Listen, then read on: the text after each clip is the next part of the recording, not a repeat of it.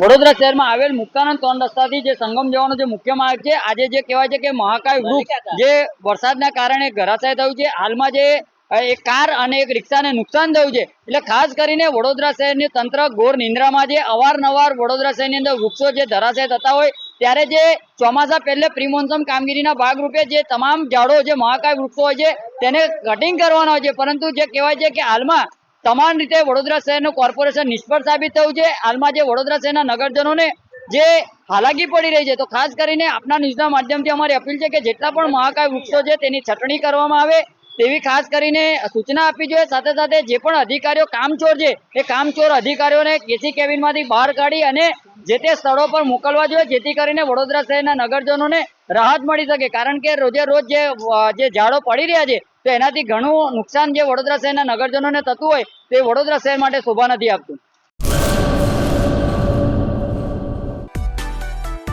માં motor driving, safe and sure driving.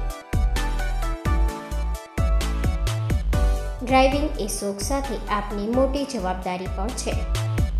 અમારા instructor દ્વારા સચોટ અને સરળ માર્ગદર્શન.